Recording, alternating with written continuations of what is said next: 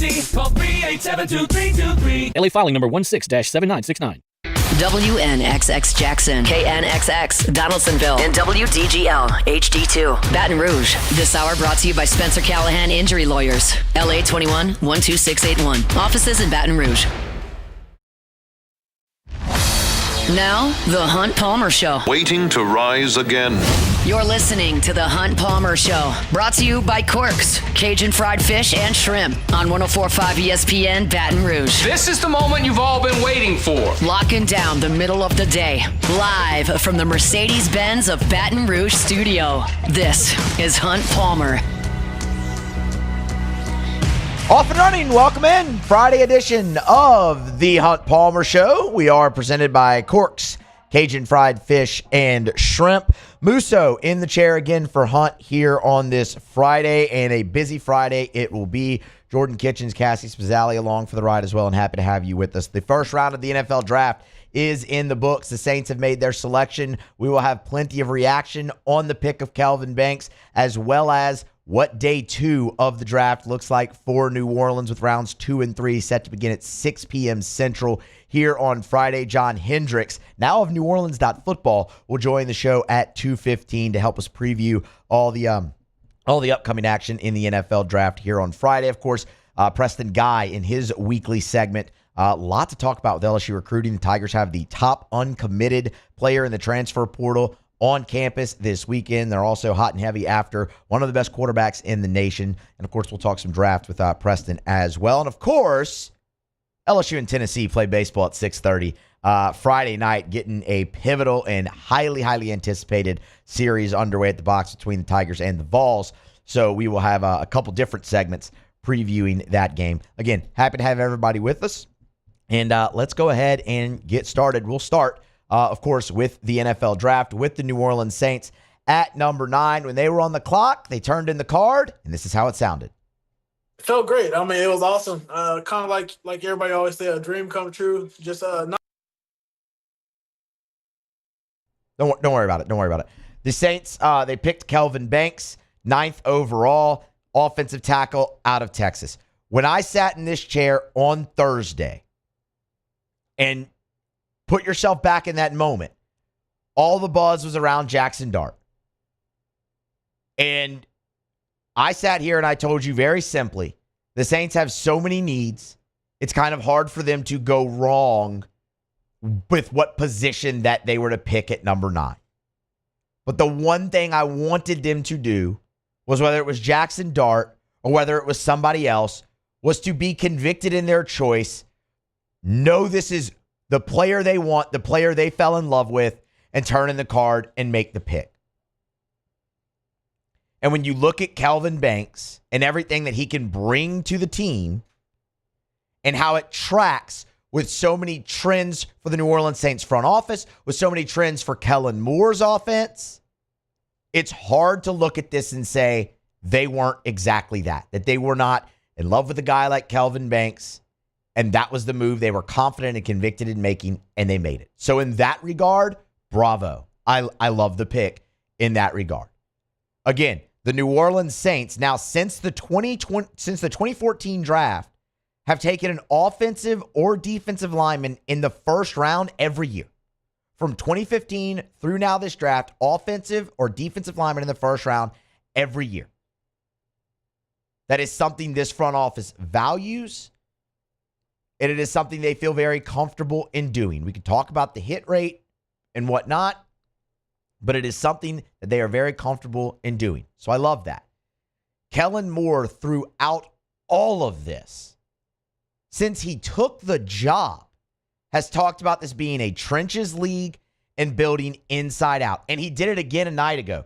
This is number 2, Jordan, from Kellen Moore. Kellen Moore, the second question asked of him in the post-first round press conference was the decision to take an offensive line. This is what he said. Yeah, certainly I love the opportunity. Again, this is a trenches game. This is a game that's won up front in a lot of ways, and obviously my background has been around that in a lot of places I've been, and certainly this place is invested in it, and we feel like we can continue to do that. And so we feel like we're building a strength in that offensive line. We got a ton of really good talent there, and we're really excited about that.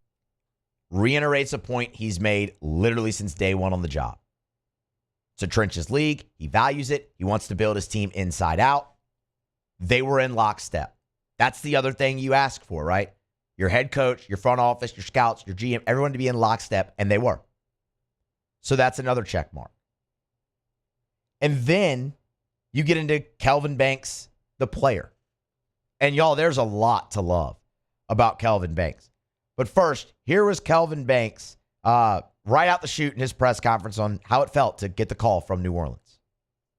I mean, it was awesome. Kind of like everybody always say, a dream come true. Just not knowing where you're going to go, so being anxious, and then kind of once you feel your phone vibrating, you answer the phone, you hear the GM and the head coach talking to you. It's kind of a sobering moment. So it was very exciting for me. The first thing you're going to hear anybody say with Kelvin Banks is the positional versatility that he brings to New Orleans. And that's why the pick made so much sense. But before we get there, a couple things outside of that I love so much about the Banks pick. Number one, he started all 42 games that he played in at Texas for 3 years out of a possible 43. That speaks to two things. One, experience. 42 starts in 42 games at the SEC level at left tackle is nothing to sneeze at. That's nothing to shake a stick at. But what I think it points to even more, that I like even more than the experience, is the durability.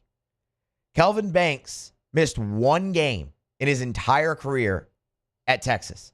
It was the SEC championship this past season against Georgia. Remember, he injured his ankle in the game against Texas A&M, tried to re-enter the game, couldn't, and then missed the Georgia game in the championship, but was right back for the Clemson game in the college football playoff. When you look at the injuries the New Orleans Saints had a year ago, specifically on the offensive line, bringing in a guy with that type of durability, I love. So experience, durability. He's a great culture locker room guy. He was a 2-year team captain at Texas, his sophomore and junior years. Love that. The athleticism jumps off the chart. And look, we all love to laugh and poke fun at the Saints for their affinity, or really their just, straight up love for the relative athletic score. Kelvin Banks has a great one, though, 8.32. Who was the last great left tackle for the New Orleans Saints? It was Teron Armstead, and he was a freak athlete. Kelvin Banks falls into that mold as well. And because of that athleticism, that's where you can get more into the positional versatility that he provides.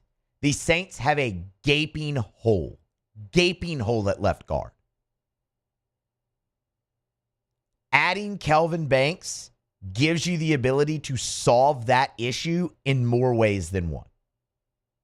Kelvin Banks himself could play that spot.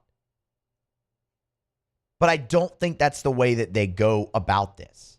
And again, Kellen Moore, he was asked, obviously, and he said, look, we have plenty of time between, OTAs, rookie minicamp, training camp. You get to preseason games, you'll get to the regular season, and they'll try guys in a bunch of different spots, and they'll see which best 5 they run out there. But Kelvin Banks immediately helps solve that problem. And that's another reason taking him at 9 is great.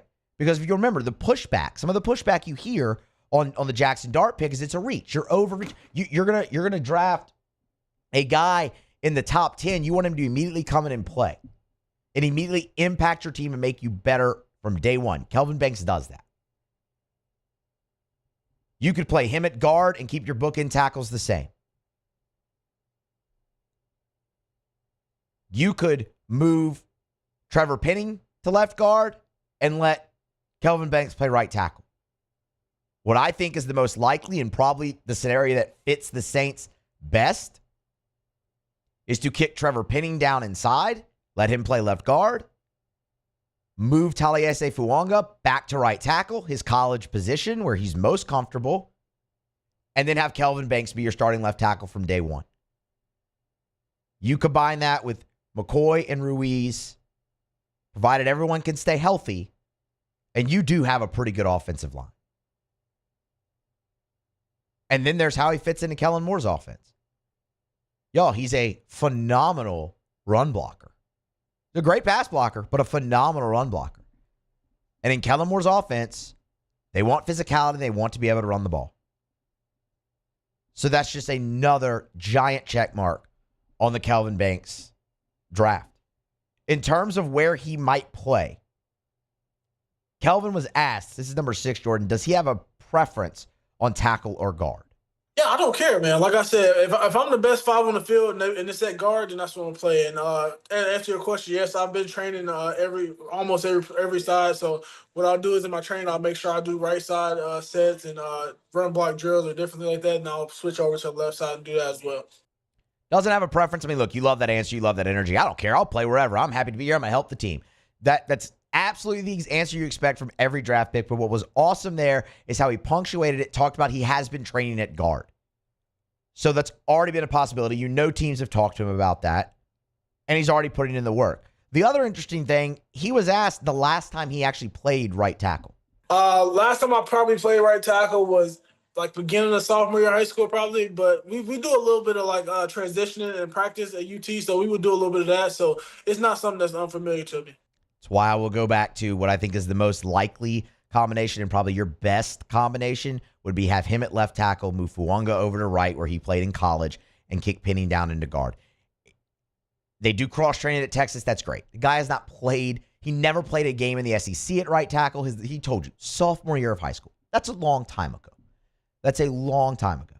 But there is just a plethora of reasons to love the pick, and I think the Saints nailed it. When you look at all the talk surrounding quarterback and everything else that surrounded the Saints on Thursday leading in and all the anticipation from the pick, this is a guy that was at the top of their board. Kellen Moore mentioned that. He was at the top of their board at 9.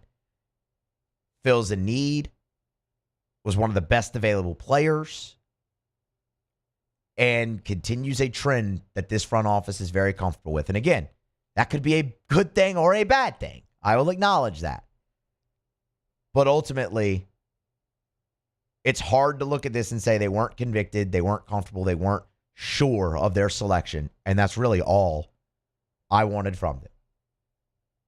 And you get a guy who won the Outland Trophy, who won the Lombardi Trophy, who shared the Jacobs Blocking Trophy with Will Campbell, and who, according to Matt Miller, is already drawing comps to an all-pro tackle in Rashawn Slater. That's the comp Matt Miller gave for Kelvin Banks. Slater, they're similar in size. Slater was taken with the 12th overall pick in his draft year, and his rookie season, he was a second-team All-Pro, and he's made 2 Pro Bowls since in 4 years. If that's what Kelvin Banks turns into,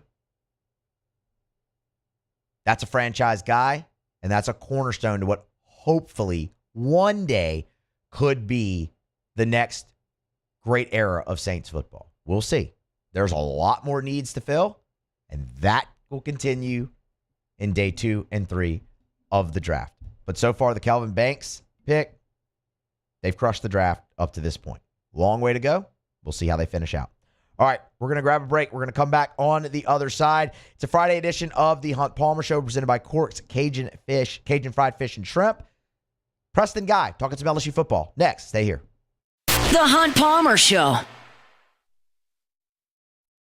Bayou Chrysler Dodge Jeep Ram has the 2025 Jeep Compass Sport for only $23,995. $23,995 or 2025 Jeep Compass with a complimentary 7-year powertrain warranty that comes with all new Bayou Automotive vehicles. If you need sales or service, the crew at Bayou Automotive is going to do right by you.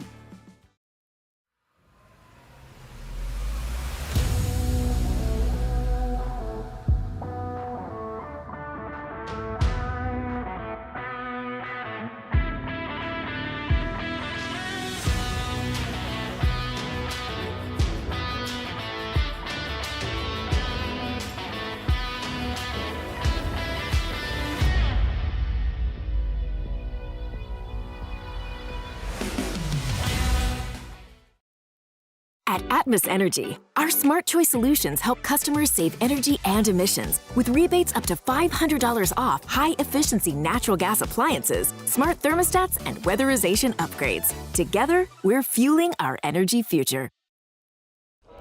These ice cubes could have been a thankless bed for an all-you-can-eat salad bar. But instead, they cradle and cool the crisp, refreshing Dos Equis. Nicely done, ice cubes. Man, Age is just a number. Don't let it dictate how you feel. Goodwood Men's Sexual Wellness has anti-aging services that can help you look and feel your best. Visit yourgoodwood.com and discover a renewed sense of vitality. Family owned and community driven. Service Chevrolet Cadillac, a legacy you can trust since 1972.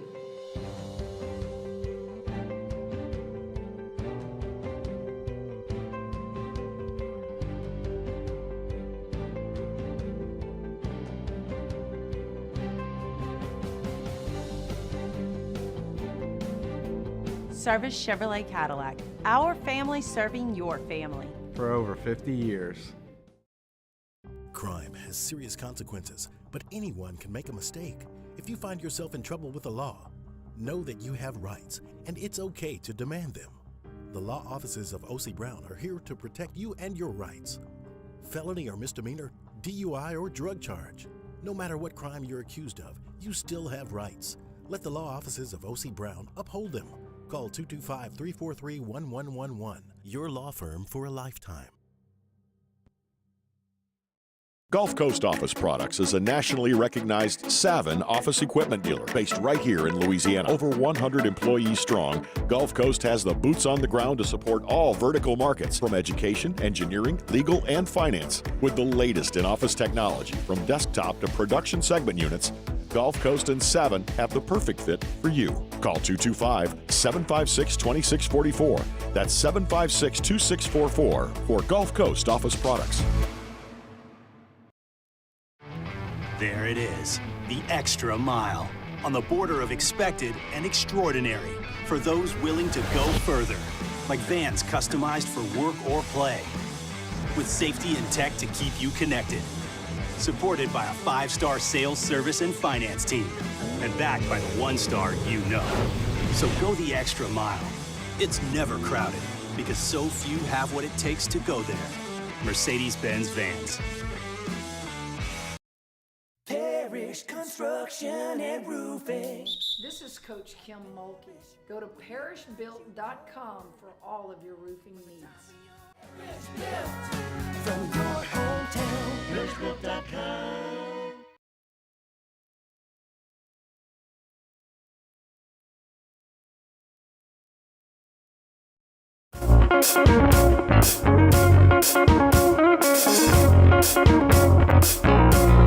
You're listening to The Hunt Palmer Show, brought to you by Corks, Cajun fried fish and shrimp.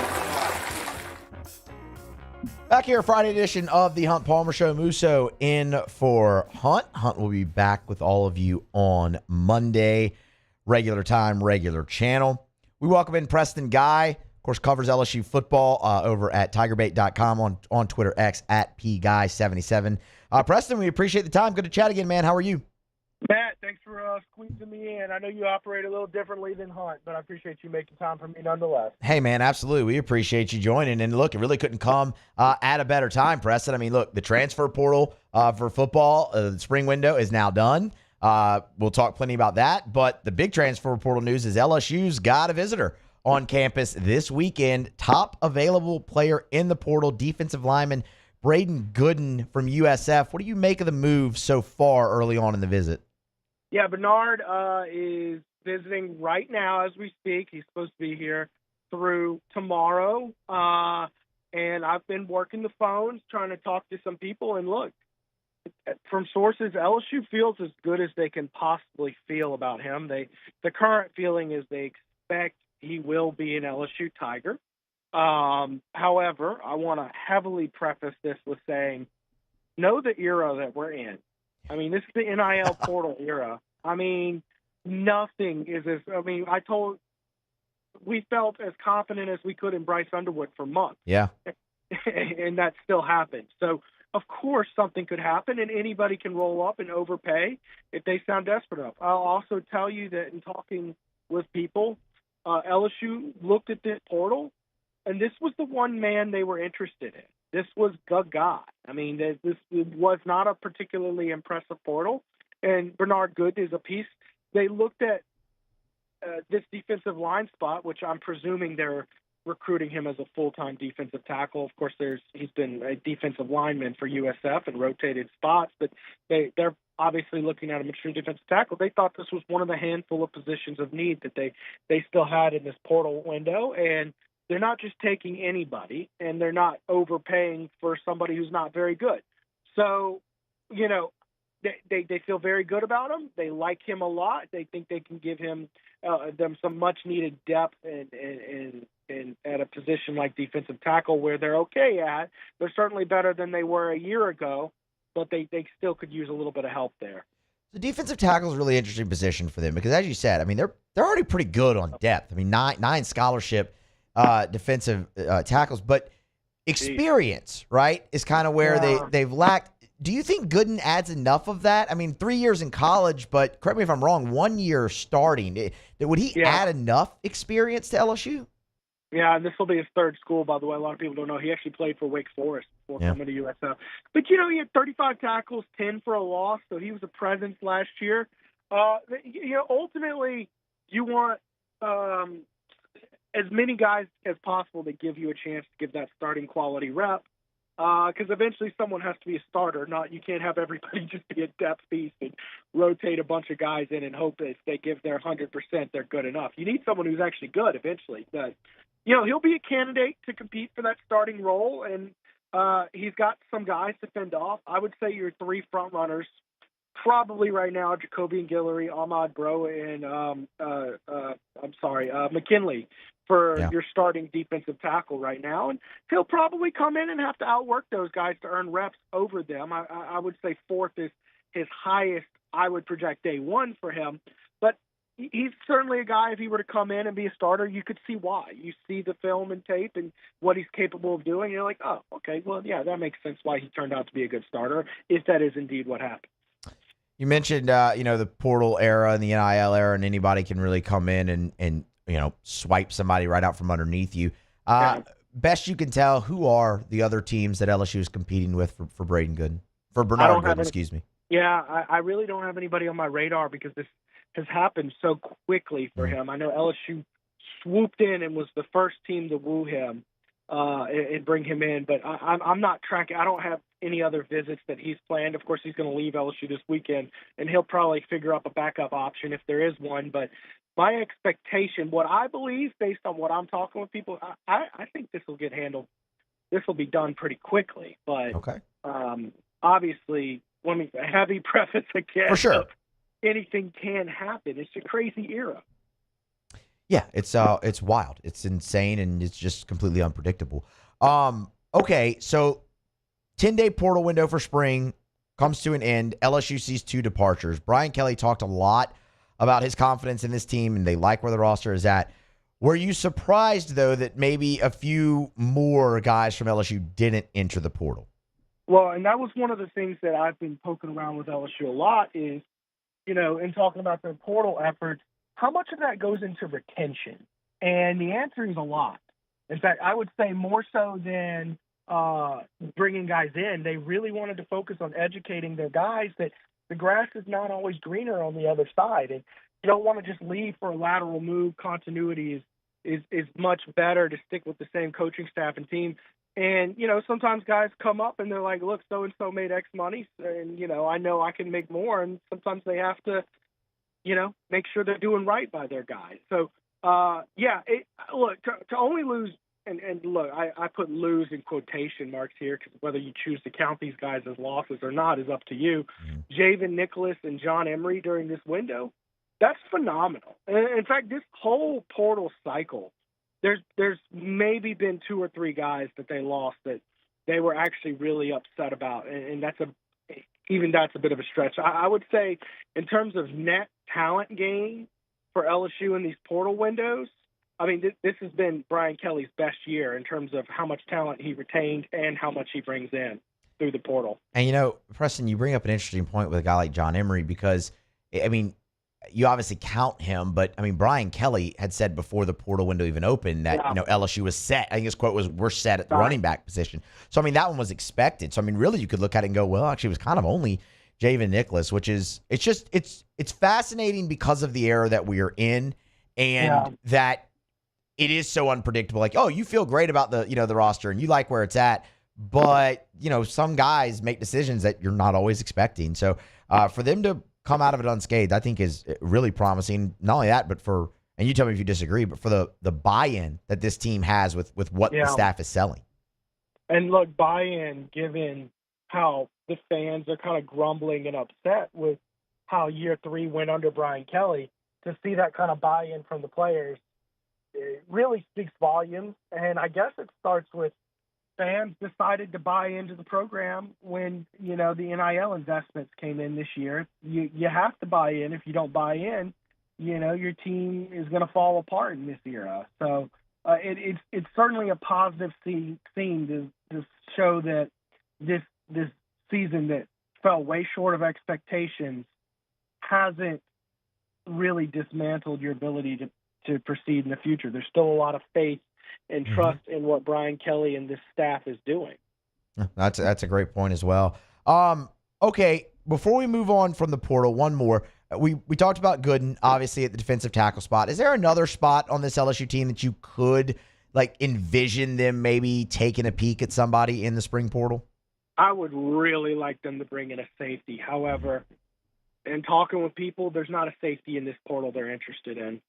And now it's still open for another 11 hours and about 34 minutes it'll be open. So we'll see if they choose to bring someone in, if someone at the last second enters in and he's a stud.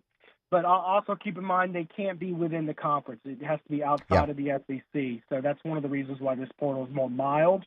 But I don't expect them to take anybody else at all other than Gooden at this point, based on what I've heard. But, man, I sure do wish that a Jamal Adams would come out of this portal. It'd be nice. I believe at this point, Musso, they're going to have to push a corner to safety to get what you need out of that safety spot. Any candidate that you're thinking of in particular? Oh, I got a few names that I think look. Let's hear them. We'll look at Mansour Delane's tape. Yeah. I mean, he's played a little bit of safety, but he's been primarily a corner. But that guy can tackle, and he has some real just good tackling film. I think he could play safety, and the coverage skills. I mean, if you could play corner, for the most part, you got the coverage skills to play safety. It's whether or not you can go in the box and be physical is what corner's converting over. I could see Jakeem Jackson being a guy as well, being able to pull that off. I mean, there's definitely a lot of versatile players that they pulled in this year. So I think if you don't pull in a safety, I would like to see at least one of those guys slide over. We're chatting with Preston Guy, of course, covers LSU football and recruiting for TigerBait.com. You can follow him on Twitter, X, at PGuy77, if you don't already. Preston, a couple more for you, and your time very much appreciated. From the portal and the current team to the high school recruiting ranks, LSU is chasing after quarterback Bo Bentley hard. And, I mean, look, they're in the top 3. They have an official visit scheduled with him in June. I believe it's his last official. Kind of update us, if you can, where LSU stands in that recruitment for a top 5 quarterback.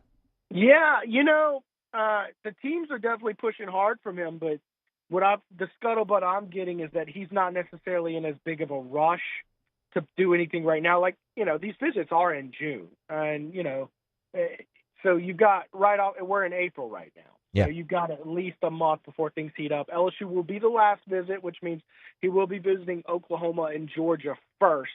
And I from what I'm hearing, he really wants to see how a lot of this litigation goes down with NIL stuff this summer before he makes a true decision, because that's going to change how money gets distributed. There's a lot of balls up in the air, and I don't want to bore anybody with NIL litigation, because I bet not very many people listening have the legal experience to keep up with that. But essentially, it could be a much more highly regulated situation in 12 months from now. And, revenue sharing is going to play a role, what collectives are capable of doing after this summer is going to change. So a lot of, what he's talking with teams and things like that, it might be flipped upside down on its head and be completely changed this summer. So I think he's going to wait a little bit, probably toward the back end of summer, as more of that stuff gets settled before he has to make his decision. Of course, signing day is until December. So I wouldn't expect it to particularly heat up too quickly here in the next 45 days, but certainly He is on LSU shortlist. LSU doesn't have a ton of guys for 2026 they're looking at, and you need a new quarterback for next year. One thing that stands out to me is it's going to be up for grabs who LSU's starting quarterback is next year. Michael Van Buren and Colin Hurley, neither one of them have a stranglehold on that spot. So a young guy will have the opportunity. I'm not saying it's likely, but he'll have the opportunity. It stands out. But, hey, y'all watch out for this 2027 quarterback class LSU has. They they have at least 3 studs they're high in on. Yeah, one of them plays right down the road. Last thing for you, Preston, and again, your time appreciated. I'd love a thought on Will Campbell going 4th overall last night to the New England Patriots. I mean, you covered him his entire time at LSU, just kind of the crescendo for the ending of his career going 4th overall. Man, it's just so bad. He has such tiny arms. Looks like Deadpool out there when they cut his arms off. It really cost him, didn't it? Yeah, I mean, just what a shame. No, good for Will. I'm gonna tell you this: his quote after he got drafted about "I'm gonna, what is it? I'll die to to protect my quarterback." Man, good for him, man. I love the situation he's getting drafted into, where they're high on Drake May. They've got a no-nonsense coach, Mike Vrabel. Love that situation for Will. Interestingly enough, only the second LSU Tiger drafted in the modern era from the offensive line in the first round. Only him and Alan Faneca. That caught me off guard. I guess, look, we saw how the rap during the Les Miles era was we didn't have linemen recruited, and you got to fortify the trenches, and that's what they brought Brian Kelly here to help out with. But just a little surprising to see that he's the first one to do it since Alan Faneca. It really caught me off guard with that, but good for him getting out there. You always want a little bit of the spotlight in the first round for a program, and to get a top 5 guy, that's really good. I believe that 6 out of the last 7 drafts, LSU having a top 5 player drafted. I think it's the most in the country, if I'm not mistaken. I don't have it in front of me, but that's what LSU's been able to do in the top 5 with Joe Burrow and Jaden Daniels and Jamar Chase and Derek Stingley Jr. and now Will Campbell. It's truly impressive stuff, the amount of top-end talent LSU's been able to produce in the last 7 years. Yeah, you said a little bit of the spotlight. That's a lot of the spotlight. That many years in a row. That's kind of hogging the spotlight a little bit there, Preston. Glad they're doing that. That's absolutely fantastic to take to the recruiting trail. Preston, we appreciate the time as always, man. Thank you, and we'll have to do it again soon. All right, Matt. See you soon, man. Later. That is Preston Guy. We're going to grab a break, come back on the other side, shift the conversation over to LSU and Tennessee. Each team, once you get to Sunday, they have a decision to make on the Game 3 starter. What might that look like for LSU and Tennessee? Give you some options for both teams, and really look at LSU and where I think they should focus most on in Game 3. That's next on the Hunt Palmer Show. The Hunt Palmer Show. Genesis of Baton Rouge, genesisofbatonrouge.com. They're the only fully exclusive Genesis dealer in the state of Louisiana, and they're right here in Baton Rouge. I told y'all earlier this week, we were driving, my wife goes, "Oh, that's that car I really like. It's a Genesis." And she had no idea that I even do this. I was like, yeah, they're really nice. They're really, really nice. And you should know it too. You don't see a ton of Genesis on the road because it's fairly new to our city here. They've only been at that location for a year and a half, but go check it out. It's a luxury vehicle. It's a luxury experience to be a Genesis driver. That means 3 years of complimentary maintenance, a 10-year, 100,000-mile warranty. It's a luxury experience at a reasonable price over at Genesis of Baton Rouge. Every single car that's on the lot at Genesis of Baton Rouge is online at genesisofbatonrouge.com, and all of them, every single model, from the entry level to the highest end, come with the same safety features. Safety is a priority for Genesis. Go check them out. Genesis of Baton Rouge. They're online at genesisofbatonrouge.com. That's Genesis of Baton Rouge. Family owned and community driven. Service Chevrolet Cadillac, a legacy you can trust since 1972.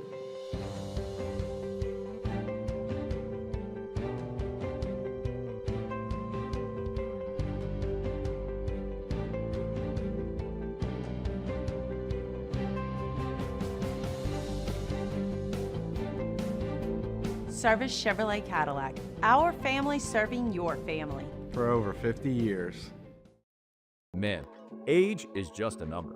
Don't let it dictate how you feel.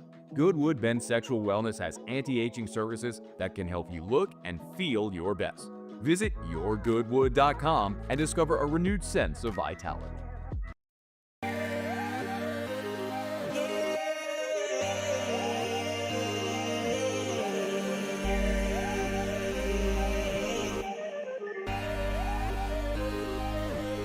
You gotta believe in a dream. Believe. You gotta believe in a dream. Believe. You gotta believe. My whole team on wild. These are the luckiest ice cubes in the world. They could have been a thankless bed for an all-you-can-eat salad bar. But instead, they've been called upon to cradle and cool a crisp, refreshing Dos Equis. Looks like the lucky just got luckier. Dos Equis. At Ochsner, we know healing is a team sport. That's why we've partnered with world-renowned orthopedic surgeon Dr. James Andrews to create the Ochsner Andrews Orthopedics and Sports Medicine Institute. Whether you're a professional athlete or a weekend warrior, our team of specialists are dedicated to getting you back in the game. So whatever your reasons are for reaching your personal best, we've only got one: you. Ochsner Andrews Institute. Long live you. Crime has serious consequences, but anyone can make a mistake. If you find yourself in trouble with the law, know that you have rights, and it's okay to demand them. The law offices of O.C. Brown are here to protect you and your rights. Felony or misdemeanor, DUI or drug charge. No matter what crime you're accused of, you still have rights. Let the law offices of O.C. Brown uphold them. Call 225-343-1111. Your law firm for a lifetime.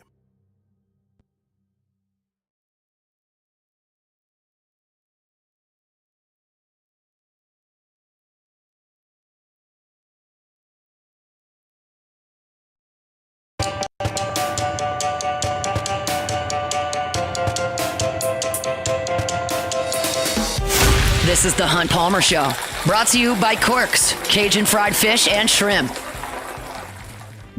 LSU and Tennessee, Friday night, 6:30 first pitch at the box. Massive weekend. Very pivotal for both teams' postseason aspirations. Starts a wild stretch of 3 weeks for LSU and really a wild stretch of 4 weeks for the Tennessee Volunteers. Remember, their season will end with a trip to Arkansas.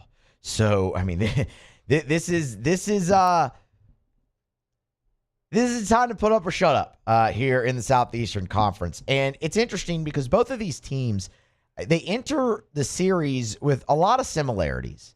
If you could just look at the stat sheet, and you'll see a lot of similarities, specifically on the offensive side. Tennessee definitely looks like they would have the edge pitching-wise, but both teams come in with game number 3 listed as TBA when it comes to the starting pitcher. Look, for LSU, that is not at all surprising, given the switch you saw a week ago against Alabama and given the struggles that Chase Shores has had this season. And it was time. Like, it was time to make that move. And the reason I laid out for that on Musso at the box was, man, it looked like he was really taking steps forward in those outings against State and then Oklahoma. And then the Auburn outing was it felt like such a massive step backward. That it was finally time there to open the door and be like, okay, explore your options. And you could see clearly LSU was doing that when Chase Shores warmed up in the bullpen on Friday night a week ago against Alabama. So when you look at it this weekend from an LSU standpoint, Jay Johnson announced his rotation on Thursday when we met with the media. That was going to be Anderson, Ianson, and TBA.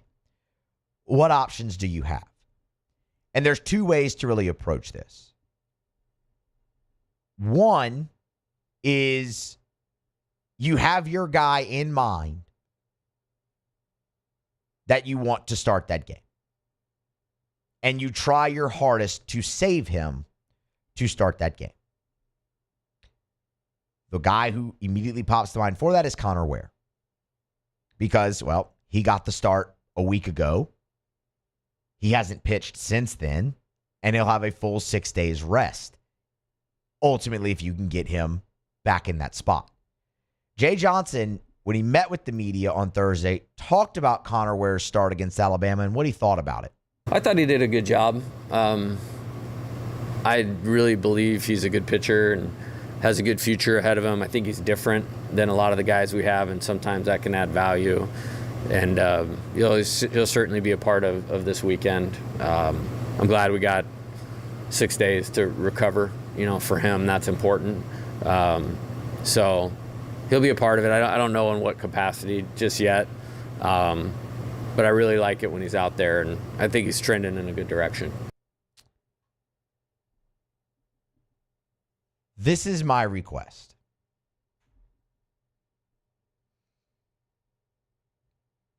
If it's Connor Ware, or really whoever it is, whichever pitcher you settle on and say, that's going to be our guy for Sunday, this week, let him extend.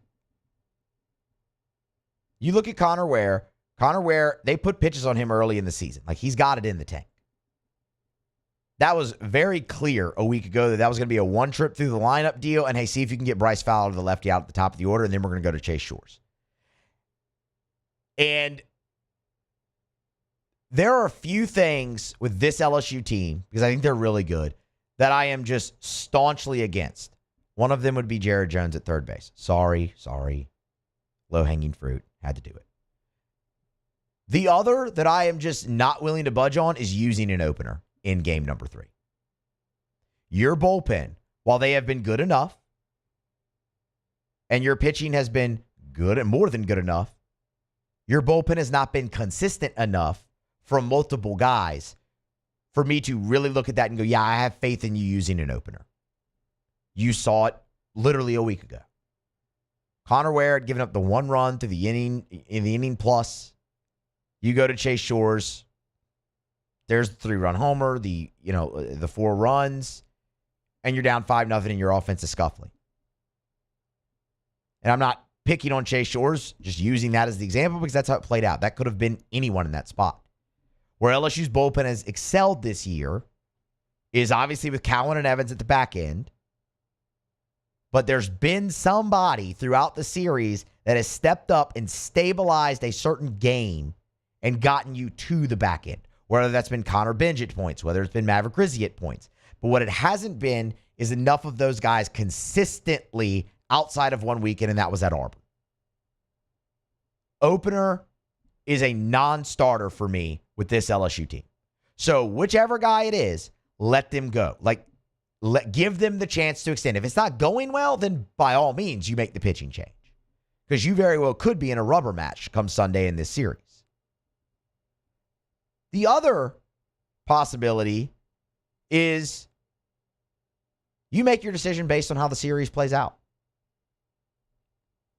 And when I say it that way, I absolutely mean if you don't use Kason Evans or Zach Cowan on one of the days, if one of those two guys is available, a spot start should absolutely be on the table for one of those guys. I am not in favor of moving one of them to the rotation permanently. But if you have an opportunity for a spot start and it's a rubber match and you haven't used one of them because they've both shown the ability to extend maybe 4, maybe even 5 innings from those guys, can they get you 12 outs? They've done it before. That is an area an avenue that I am way in favor of exploring and hope that LSU would too. You have options. And if I had to hazard a guess, I would say they're going to go with option 2, where they see how the series plays out and they make their decision based off of that. On the other side for Tennessee, Tegan Coons, freshman righty, has started all 6 games in conference play for Tennessee when it comes to Game 3. Really impressive freshman arm, as you might expect at a program like Tennessee, especially with the pitchers that they've churned out. But the last 3 outings have been a struggle. He has not made it out of the 3rd inning in any of his last 3 outings. He has given up 9 earned runs. A week ago against Kentucky, he didn't make it out of the second. That has prompted Tony Vitello to label his starter TBA. Now, Tegan Kuhns is not just off the table here at all. And I would say the same thing for Chase Shores with LSU. So of those 6 starts Kuhns has made in SEC play, 3 of them, so half, he wasn't the listed starter. It's been like a TBA type situation, and they've gone with him. That could very well happen again this weekend. The other guy that I might throw out to you to keep an eye on is A.J. Russell, and that's a name that should absolutely be familiar to anybody who follows SEC baseball, because A.J. Russell was Tennessee's Friday night guy a year ago in the opener. He blew out his arm, needed Tommy John. He has recently made his return and is working his way back. He would serve definitely in more of an opening role. He made his first SEC appearance a week ago against Kentucky through 27 pitches, but he was awesome. Shutout ball in more than an inning pitch on those 27. Didn't allow a hit. Like he's a really good arm, and that could be an avenue that Tennessee goes, for their Sunday start also. But just don't rule out Tegan Kuhns, because again, 3 out of the 6 times that he started, he hasn't been the listed starter. And 4 out of the 6, more than half, 4 out of the 6. And he's not the listed starter this week. We'll see which way they go. That's going to be interesting because, y'all, that could ultimately decide the series. Like, you could be in a rubber match. And whichever starting pitcher does better in Game 3 could be the key to winning this very pivotal weekend. That is one of the biggest storylines to me, is that Game 3 starter. And it's also funny because it's not a spot you want to be. Like, you want to have 3 starters, but more often than not, it's where most college programs are. And that couldn't be illustrated any more clearly than with both of these teams, who are top 10 in the nation, listing their Sunday guy as TBA. Just something to file away. All right. We are going to grab a break. It is the Hunt Palmer Show on a Friday, presented by Cork's Cajun Fried Fish and Shrimp. Musso in the chair for Hunt. Hunt is back on Monday. When we return, a very integral member of the LSU football staff is getting a raise. We'll tell you who and what it means next to close out Hour 1 on the Hunt Palmer Show. The Hunt Palmer Show. Bayou Ford is taking 15 to 20% off all new 2024 models in stock. 15 to 20% off all new 2024 Ford models on our lot. Plus the complimentary 7-year powertrain warranty that comes with all new Bayou Automotive vehicles. If you need sales or service, the crew at Bayou Automotive is going to do right by you. The Windsor Senior Living Community in Mandeville, Louisiana is a beautiful, vibrant apartment community geared toward seniors. They are nestled right in the heart of Mandeville, where seniors live a more carefree lifestyle in spacious apartments with the peace of mind that comes from having a little extra help. Call the Windsor at 985-624-8040 to schedule a lunch and tour. Come see how the Windsor can be your passport to peace of mind.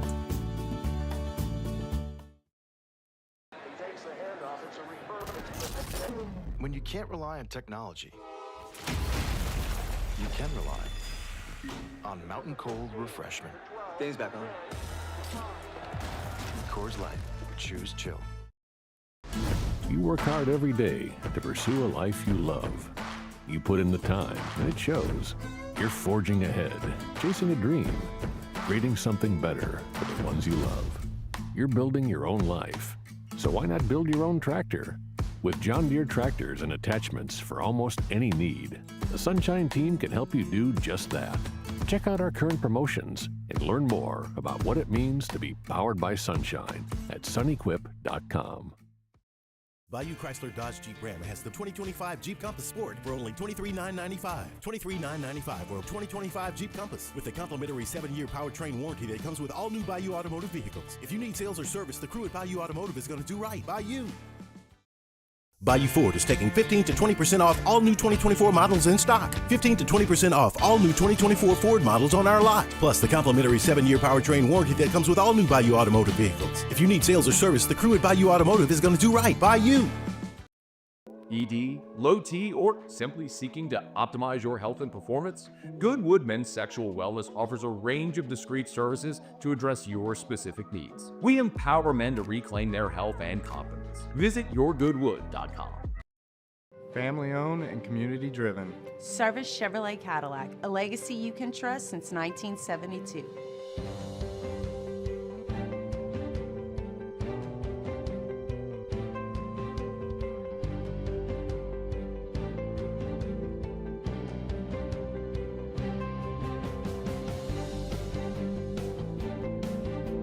Service Chevrolet Cadillac, our family serving your family. For over 50 years.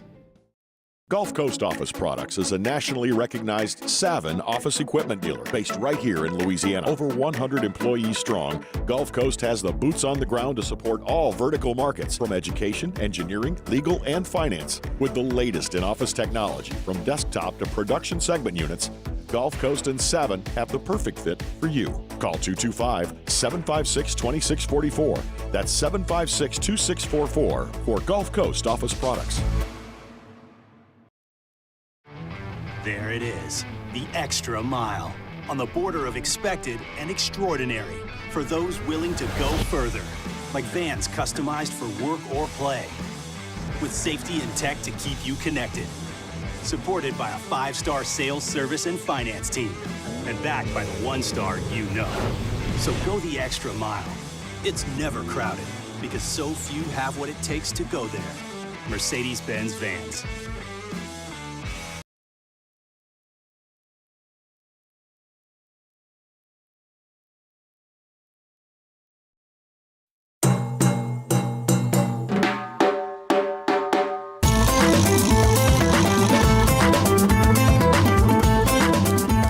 You're listening to The Hunt Palmer Show, brought to you by Corks, Cajun fried fish and shrimp. A little bit of breaking news as we wrap up hour number 1 of The Hunt Palmer Show here on a Friday. Huge get for Kim Mulkey and the LSU women's basketball team. South Carolina's Malaysia Fulwiley has announced her commitment to LSU. I mean, one of the top available players in the transfer portal. And look, you've seen Kim able to go big game hunting in the portal, and that has led to a lot of success. And Malaysia Fulwiley is just the next in line. She was the SEC's 6th player of the year, a former 5-star. When you look at the production from her time in South Carolina, it might not, totally jump off the page at you. It's 11, a little over 11 points per game, a couple of assists and steals and whatnot. But she did that all in less than 20 minutes per game. So, I mean, she is a major, major contributor. We'll see if they can, how she fits into the guard rotation at LSU and into their backcourt. Of course, ever since Alexis Morris has left, LSU has lacked a true point guard on Kim Mulkey's teams. But man, this is a massive get for Kim, as they've seen plenty of exodus from this squad. This is the additions that you're starting to see, and it couldn't have gotten off to a bigger start with Malaysia Fulwiley now officially announcing her commitment to Kim Mulkey and LSU. Keep you posted on anything else that might pop throughout the weeks with Kim Mulkey and the women's basketball team in the portal. Okay. While we have a few minutes, Austin Thomas, LSU general manager, Austin Thomas for football. He is getting a new contract and a significant raise just 1 year back into his deal in his 3rd stint at LSU. Wilson Alexander from The Advocate was the first to report the news. The terms of the deal, the salary will average $850K over the next 3 seasons. He was previously making $425,000 per year. So LSU, again, that's a significant raise. They're more than doubling the salary there for or I should say doubling the salary for Thomas. And it's hard to argue with it. I mean, of course, the deal has to be approved by the Board of Supervisors. But, I think back to when Austin Thomas arrived at LSU in 2012 in this role, and they were really ahead of things in having Austin Thomas come in and be the general manager. And he was so integral to so many of the great recruiting classes that Les Miles was able to pour in. Of course, was retained a little bit with Ed Ogeron, same deal there, but has spent time at Baylor, Tennessee, USC, Texas A&M, Ole Miss a year ago. So third stint at LSU, but the results have been the same. And those results have been exquisite work, piling together a recruiting board, talent evaluation, and helping get these guys to campus. And when you look at the class that LSU just brought in, not just high school-wise, but also out of the transfer portal, this is more than justified for Austin Thomas. He has done a lot of great work over the years, and again, in 3 different stints at LSU. And this season, between high school and portal, might have been his best job. Might have. We'd have to really go back and look. But well-deserved raise, new contract, doubling his salary up to $850,000 per year over the next 3 years. It is pending board approval, but we all expect that to be rubber stamped and put forth for Austin Thomas. He's earned it. All right, that's going to wrap up hour number 1 of the Hunt Palmer Show. When we get back, we're diving back into the draft, but we'll take a look at the LSU players who had their name called and still the ones waiting. That's next in hour 2 of the Hunt Palmer Show. The Hunt Palmer Show. There it is, the extra mile, on the border of expected and extraordinary, for those willing to go further, like vans customized for work or play, with safety and tech to keep you connected, supported by a 5-star sales, service, and finance team, and backed by the 1-star you know. So go the extra mile. It's never crowded, because so few have what it takes to go there. Mercedes-Benz Vans. Baton Rouge's home for real rock. It's Eagle 98.1. Foo Fighters. Led Zeppelin. AC/DC. Pearl Jam. And the flagship home for LSU sports. Take us anywhere with the Eagle 98.1 app. Eagle 98.1 is the rock station.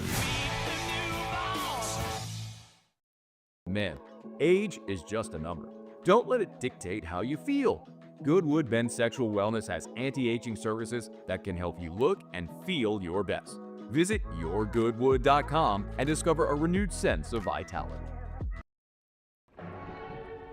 These are the luckiest ice cubes in the world. They could have been a thankless bed for an all-you-can-eat salad bar, but instead, they've been called upon to cradle and cool a crisp, refreshing Dos Equis. Looks like the lucky just got luckier. Dos Equis. At Ochsner, we know healing is a team sport. That's why we've partnered with world-renowned orthopedic surgeon Dr. James Andrews to create the Ochsner Andrews Orthopedics and Sports Medicine Institute. Whether you're a professional athlete or a weekend warrior, our team of specialists are dedicated to getting you back in the game. So whatever your reasons are for reaching your personal best, we've only got one. You. Ochsner Andrews Institute. Long live you. Crime has serious consequences, but anyone can make a mistake. If you find yourself in trouble with the law, know that you have rights, and it's okay to demand them. The law offices of O.C. Brown are here to protect you and your rights. Felony or misdemeanor, DUI or drug charge. No matter what crime you're accused of, you still have rights. Let the law offices of O.C. Brown uphold them. Call 225-343-1111. Your law firm for a lifetime. Family owned and community driven. Service Chevrolet Cadillac, a legacy you can trust since 1972.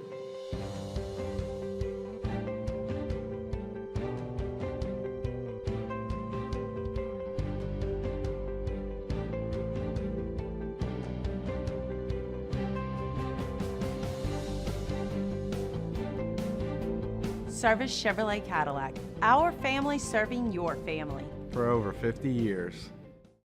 Gulf Coast Office Products is a nationally recognized Savin office equipment dealer based right here in Louisiana. Over 100 employees strong, Gulf Coast has the boots on the ground to support all vertical markets, from education, engineering, legal, and finance. With the latest in office technology, from desktop to production segment units, Gulf Coast and Savin have the perfect fit for you.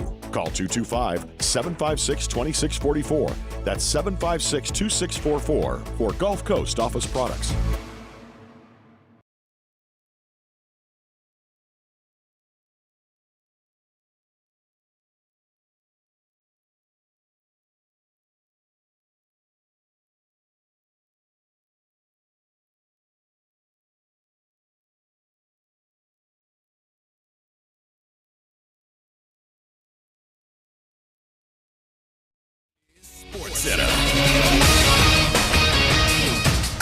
I'm Christine Lisi. Former Colorado quarterback Shedeur Sanders still on the board when the NFL draft resumes tonight. ESPN NFL draft analyst Mel Kiper Jr. listing Sanders as the best available prospect heading into rounds 2 and 3.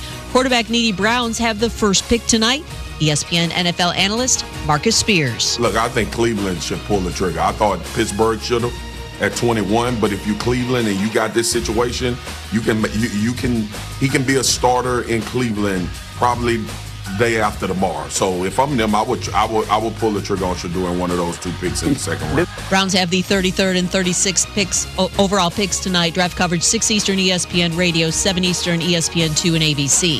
Celtics listing small forward Jason Tatum is doubtful. Game 3 against the Magic tonight. Bone bruise in his right wrist. 7 Eastern ESPN. Boston has a 2-0 lead, followed by Lakers Timberwolves Game 3. NBA first round playoffs. Series is 1-1. Down 2-0 in their first round NHL playoff series. Oilers star goaltender Kelvin against the Kings tonight in Game 3. Hey, it's your resident Super Bowl champ, Chris Candy. Coming up Monday, the NBA playoffs, the NFL draft are on deck, and I'll react to it all in my upon further review at 6:30 a.m. It's Unsportsmanlike, weekday mornings at 6, right here on ESPN Radio, ESPN 2, and ESPNU. Now, The Hunt Palmer Show. Waiting to rise again.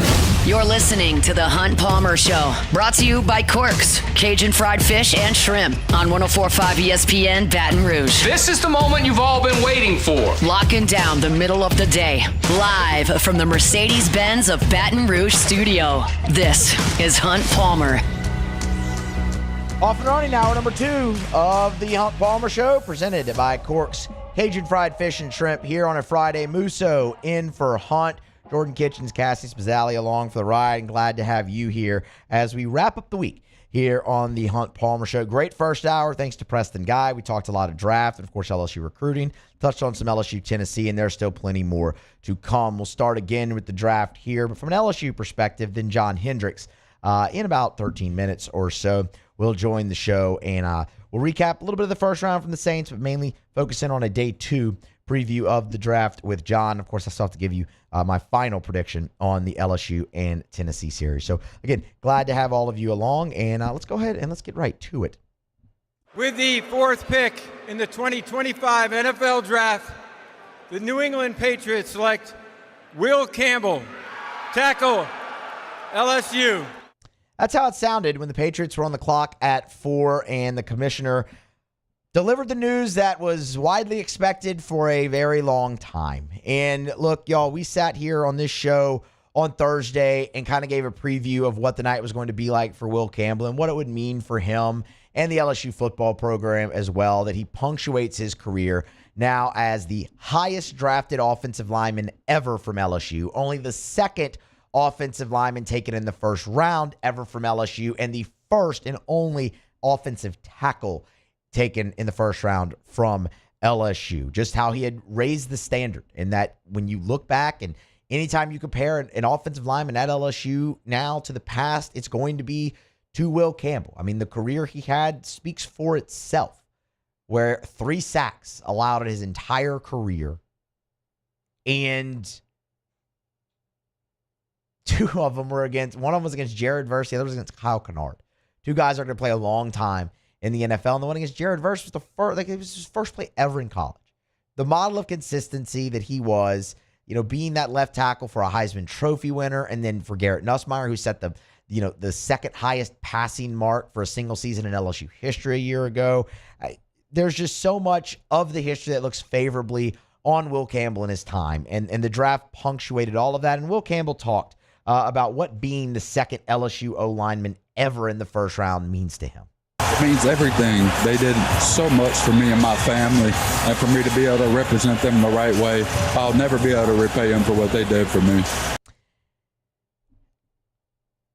Will Campbell's always been that kind of guy in his time at LSU. I mean, I can remember, I don't remember if it was AFR, if it was OTB that I was producing at the time, but we had Will Campbell on the show, and it was just that, like in that moment, even when I was in high school, it was like, whoa, like, okay, he's different. Just listening to him talk, and I mean, he's always just been very sincere, very emotional guy, and a very forward kid as well. You don't really have to wonder how he's feeling because he's going to tell you. And that was no more evident than when he was asked post-draft about protecting Drake May now in his new role with the Patriots. You are brought to New England to protect Drake May. What kind of tone are you going to set on this offensive line? I'm going to fight and die to protect them with everything I've got. Congratulations. That's like the most Will Campbell answer ever. Like it really, I'm going to fight and die to protect Drake May. They got themselves a great one up there in New England. So again, congratulations to Will Campbell, a fitting end to a standard-setting career at LSU. Now you turn your attention to day number 2 and where the LSU guys are positioned and who you might see come off the board here on day 2 in the second and the third round. That conversation starts with Mason Taylor. Obviously, Taylor was one of the players that everyone kind of focused in on. Okay, could he sneak into the back end of round 1 for LSU and give them 2 first rounders? Ultimately, that didn't happen. But if you look at the best available players overall in the draft right now, Mason Taylor slots in at number 12. So he should not have to wait long to hear his name called in the second round of this draft. It could perhaps be at 40 with the New Orleans Saints. Like that is a possibility. Tight end is a need for them as well. And Taylor would be an absolute awesome addition to the Saints team. For what it's worth, when you look at tight end specific, Mason Taylor is the second best overall tight end available left in this draft right now, behind Elijah Arroyo from Miami. So Taylor is going to be that name you're really watching for early here in round 2. Another one to really, really consider early in round 2 is Miles Frazier. Miles Frazier right now is the 4th best available guard in the draft. That could put him, and depending on where you get your run on, on offensive guard here, you had a good run on offensive lineman in the first round. 5 tackles, but plenty of guards as well. And that could continue. This was a draft that many people lauded being deep on the offensive and defensive line. So Frazier being the 4th best offensive guard available at this point in the draft, that is somebody that you could see definitely in round 2. I think I'd actually be pretty surprised if Frazier made it all the way to round 3. I think somebody will jump up and take him. I mean, he just had a great pre-draft process, whether it was his performance at the Senior Bowl, Combine, Pro Day, all of that. I mean, Senior Bowl really stood out. I mean, he collected numerous honors at the Senior Bowl. And I could tell you as well, talking with Jim Nagy every Saturday on Eagle 98.1 Game Day this past season, they loved Miles Frazier over there at the Senior Bowl, and they were rewarded with his performance. So keep an eye on Frazier.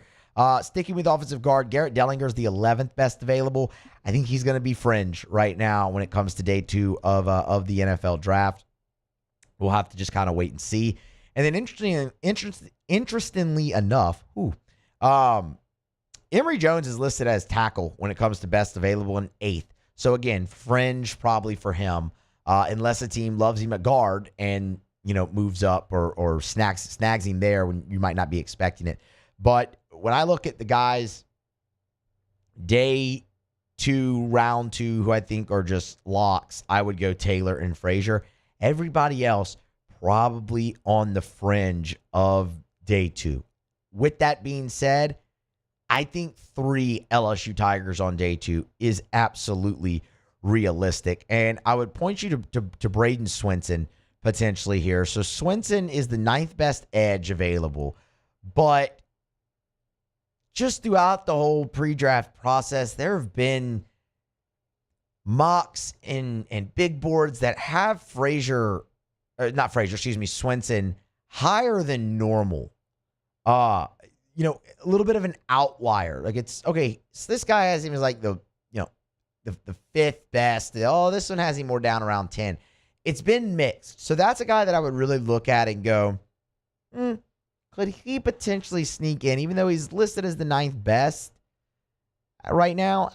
Who falls in love with him is very important. And if you're wondering about Savion Jones, the 11th best available edge rusher, Zy Alexander, the 14th best available cornerback. So look, it was great to see Will Campbell go in the first round.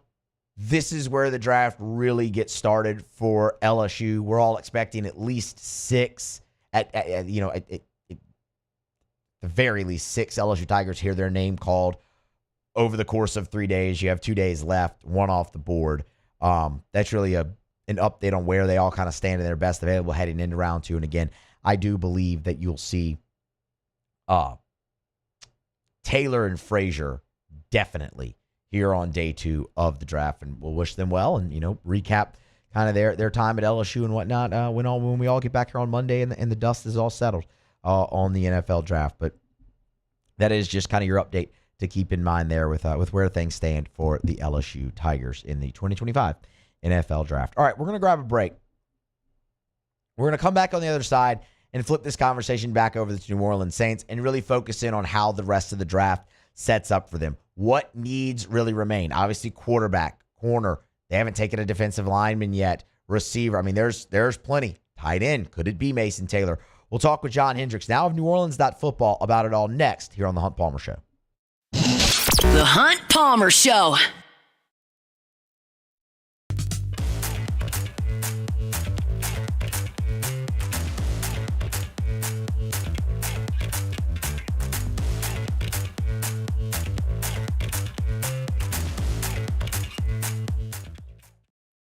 It's not just a game, it's a religion. You've got your team colors, team swag, and now your very own website. LouisianaSports.net. Everything LSU, Saints, and Pelicans. Sports on demand. In-depth coverage by sports writing pros with continuously updated news. And with the LouisianaSports.net newsletter, you get pinged directly with top trending stories. Best of all, now and always, no paywall. It's free. LouisianaSports.net. Powered by 104.5 ESPN Baton Rouge. Your home for Louisiana sports.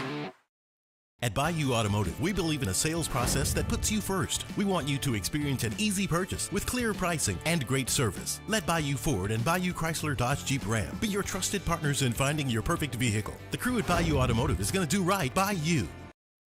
ED, low T, or simply seeking to optimize your health and performance? Goodwood Men's Sexual Wellness offers a range of discreet services to address your specific needs. We empower men to reclaim their health and confidence. Visit yourgoodwood.com. There it is, the extra mile, on the border of expected and extraordinary, for those willing to go further, like vans customized for work or play, with safety and tech to keep you connected. Supported by a 5-star sales, service, and finance team. And backed by the 1-star you know. So go the extra mile. It's never crowded because so few have what it takes to go there. Mercedes-Benz Vans. These are the luckiest ice cubes in the world. They could have been a thankless bed for an all-you-can-eat salad bar. But instead, they've been called upon to cradle and cool a crisp, refreshing Dos Equis. Looks like the lucky just got luckier. Dos Equis. At Auctioner, we know healing is a team sport. That's why we've partnered with world-renowned orthopedic surgeon Dr. James Andrews to create the Auctioner Andrews Orthopedics and Sports Medicine Institute. Whether you're a professional athlete or a weekend warrior, our team of specialists are dedicated to getting you back in the game. So whatever your reasons are for reaching your personal best, we've only got one. You. Auctioner Andrews Institute. Long live you. crime has serious consequences, but anyone can make a mistake. If you find yourself in trouble with the law, know that you have rights, and it's okay to demand them. The law offices of O.C. Brown are here to protect you and your rights. Felony or misdemeanor, DUI or drug charge. No matter what crime you're accused of, you still have rights. Let the law offices of O.C. Brown uphold them. Call 225-343-1111. Your law firm for a lifetime. Family owned and community driven. Service Chevrolet Cadillac, a legacy you can trust since 1972.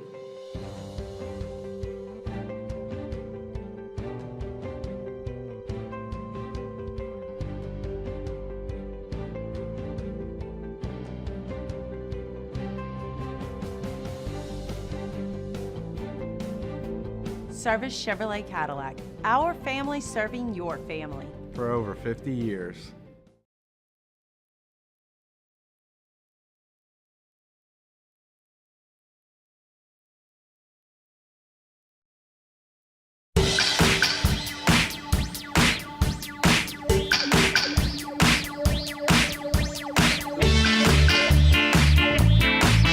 You're listening to The Hunt Palmer Show, brought to you by Corks, Cajun fried fish and shrimp.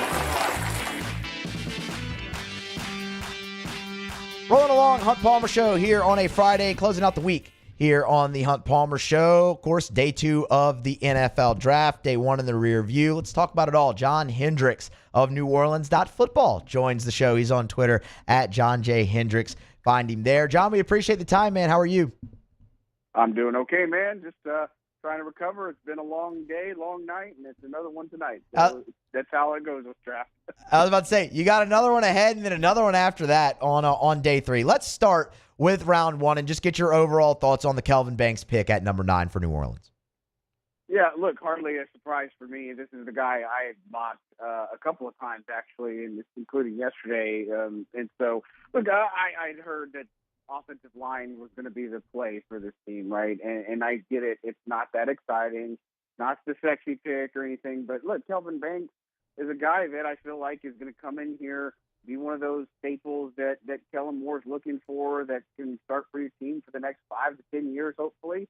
And, again, I don't think it's a lot of pressure on him. You know what I mean? Is the fact that it's his first pick as a first-time head coach. And I think this is a pick that kind of mirrors that. And again, it supports his philosophy and such. But, look, he's got a lot of things that you got to like about him as a player. And so I know fans wanted certain players that pick. But, at the end of the day, the trenches are important. That's what they believe in. And I think they made a really good pick. Look, I know after the draft, after the round one of the draft, Kellen Moore in his media availability talked about, they got plenty of time to figure out where and what combination on the offensive line works the best. And he's right, they do. But I mean, for the sake of conversation, where do you think Kelvin Banks slots in best on this Saints offensive line? Yeah, I mean, I think it's interesting because if you can swap Taliesin Fuanga and then maybe put Banks there, I mean, Banks could be a left tackle. I'll tell you that much. I think he won't have any problems being a left tackle. I think the conundrum comes in is what do you do beyond this year? Because I feel like you could slide him inside. And, of course, they're looking for their best 5. And so I feel like with that, it's really up in the air kind of where they could go. I don't think Trevor Penning was horrible last year. I think he was absolutely serviceable. I don't know that he did anything that set the world on fire, if you will, but I think they're looking more at the long-term picture here when it comes to the offensive line. And so for me, I'd like to see him compete and learn a little bit over the line on left side, left tackle, left guard, but I'm sure he'll get some looks. But, look, I think Taliesin Fuanga can stay exactly where he's at, and they'll be happy about it. But this does give them some interesting questions and things to answer. And, the tough part about OTAs and minicamp is you're not really blocking people until you get into the thick of training camp. And so the next several months is going to be all about the football IQ and, the different types of things that come to play when you're learning the spot, if you will.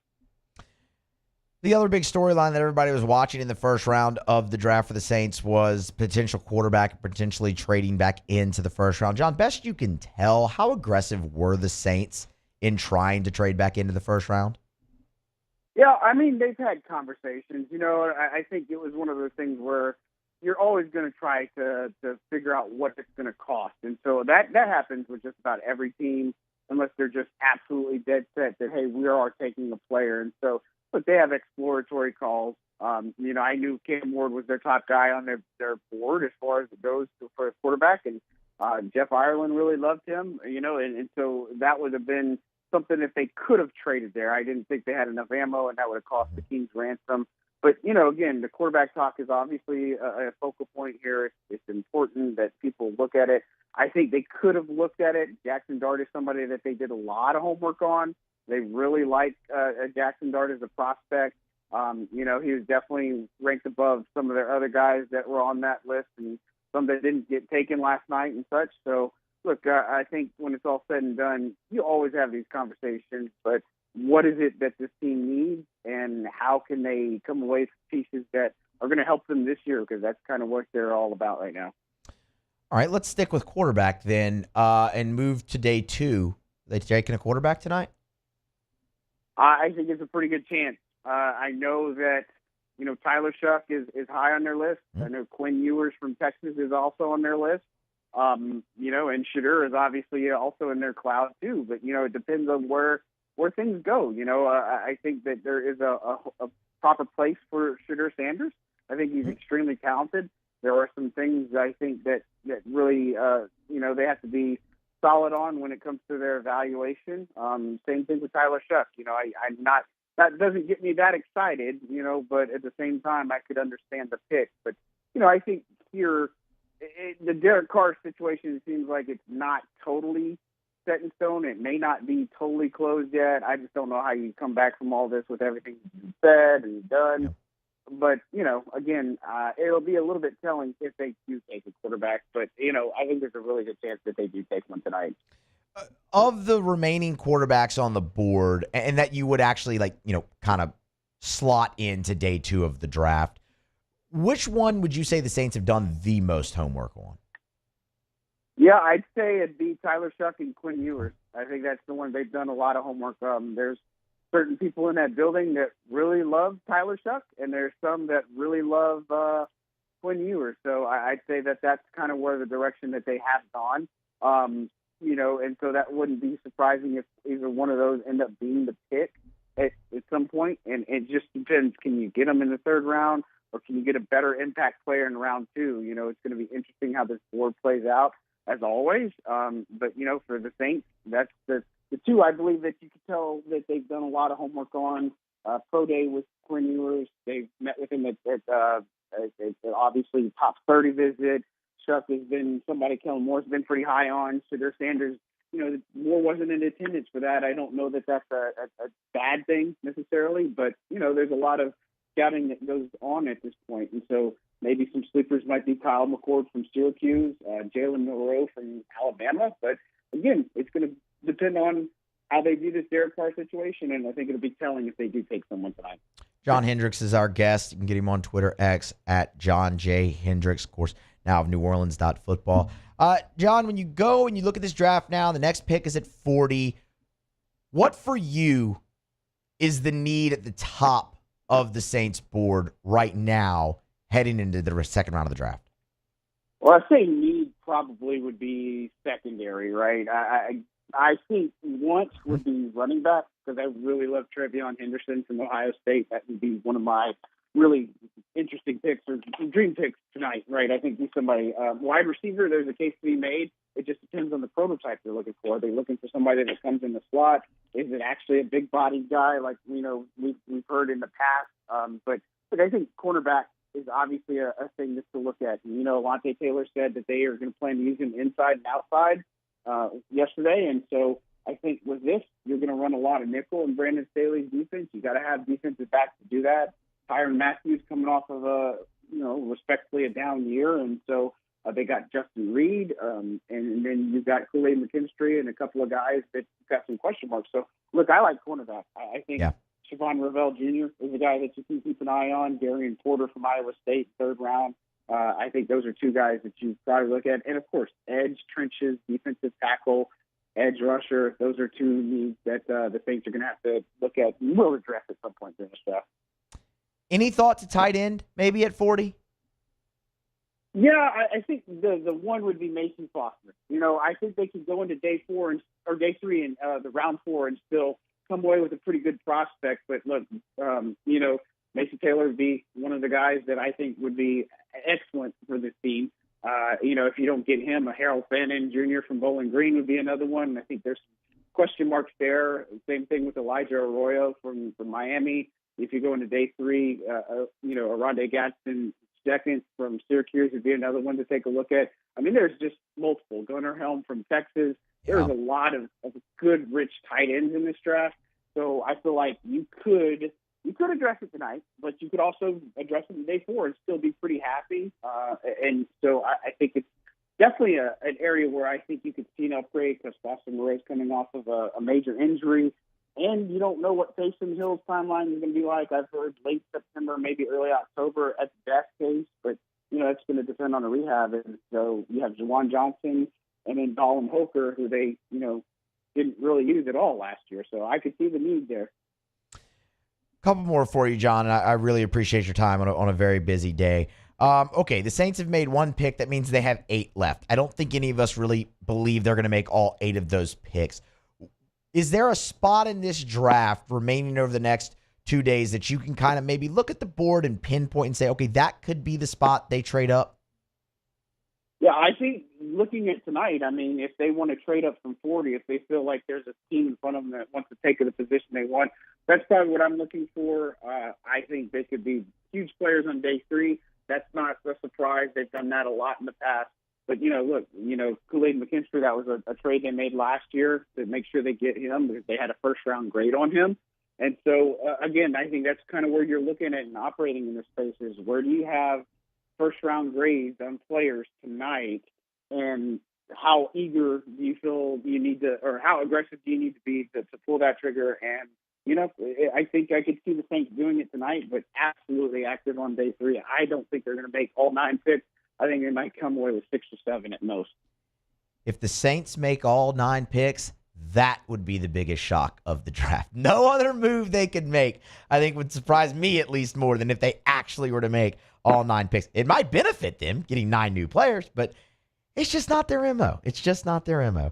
John, we appreciate the time. As always, man, we'll have to do it again soon. Thank you. Appreciate you, man. Have a good rest of the day. You do the same. Again, that is John Hendricks. Get him on Twitter, X, at John J. Hendricks, now of New Orleans.football over there with Nick Underhill and Mike Triplett. So John does great work. I enjoy getting to talk to John when we have the chance. Okay. And you know what? I agree with him. I like cornerback tonight too. The other thing that I would say, though, in secondary, if the Saints could land if the Saints could somehow, and again, you have to see how the board falls, but if they could land Nick Emmanwori out of South Carolina at safety, I think that would be a home run get for the New Orleans Saints. Because, look, obviously, Tyrann Mathieu is aging. I mean, even Justin Reed, yes, you picked him up, but he is aging. You need to start retooling that safety room. And Nick Emmanwori had a phenomenal year and a really good career in college, specifically at South Carolina. I would be all for that. But cornerback, I do favor that spot. I do favor that spot as well. And I know Ross Jackson, of course, with us over at LouisianaSports.net, he favors cornerback also. So we'll have to wait and see what they do. They have the draft. It's never a dull moment, but we'll have you covered here all across our station on all of our shows come Monday morning. We're going to grab a break. Come back on the other side. Final prediction time for LSU and Tennessee. Still have to get to take it or leave it as well. It's the Hunt Palmer Show here on a Friday, presented by Corks, Cajun Fried Fish and Shrimp. Stay here. The Hunt Palmer Show. One Bath and Closets. OneBathAndClosets.com is the website. David Vaughn and his team, 30 years redesigning and remodeling bathrooms and closets. Whenever I say remodel, you might think, oh, that's a huge project, going to cost a fortune, going to take forever, have to leave my home. Well, that stuff can happen, but that's not really what we're talking about here. To further that point, let's just talk about something simple like a tub to shower conversion. That's not massively expensive. That's not super invasive. That's not super time consuming. It's a simple process that can be done if your bathtub is not used, if it's old and dingy, if it's not functional. You take that bathtub out, put in a glass walk-in shower. It changes the aesthetic, changes the functionality of your bathroom, adds value to your home. David Duvall and his team can help you with it every step of the way. They handle everything. You don't call him and then call the guy to handle this part, and this guy handles the floor. And one contractor, one call. It's One Bath and Closets. Find them online at onebathandclosets.com. Get that free consultation and get that process started today. It's One Bath and Closets. Find them online, onebathandclosets.com. Gulf Coast Office Products is a nationally recognized Savin office equipment dealer based right here in Louisiana. Over 100 employees strong, Gulf Coast has the boots on the ground to support all vertical markets, from education, engineering, legal, and finance. With the latest in office technology, from desktop to production segment units, Gulf Coast and Savin have the perfect fit for you. Call 225-756-2644. That's 756-2644 for Gulf Coast Office Products. These are the luckiest ice cubes in the world. They could have been a thankless bed for an all-you-can-eat salad bar. But instead, they've been called upon to cradle and cool a crisp, refreshing Dos Equis. Looks like the lucky just got luckier. Dos Equis. You work hard every day to pursue a life you love. You put in the time, and it shows. You're forging ahead, chasing a dream, creating something better for the ones you love. You're building your own life, so why not build your own tractor? With John Deere tractors and attachments for almost any need, the Sunshine team can help you do just that. Check out our current promotions and learn more about what it means to be powered by Sunshine at sunequip.com.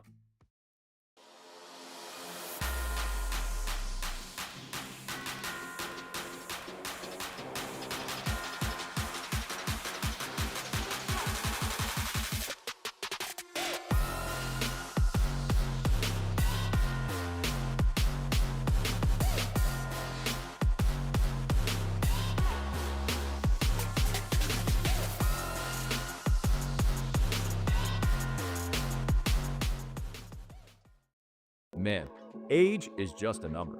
Don't let it dictate how you feel.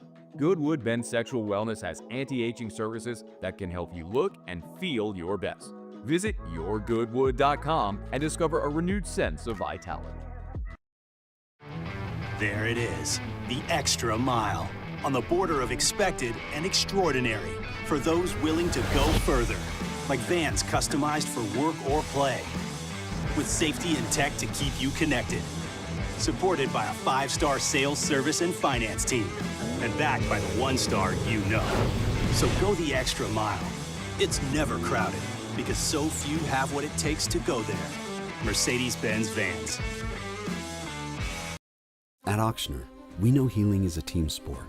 That's why we've partnered with world-renowned orthopedic surgeon Dr. James Andrews to create the Auctioner Andrews Orthopedics and Sports.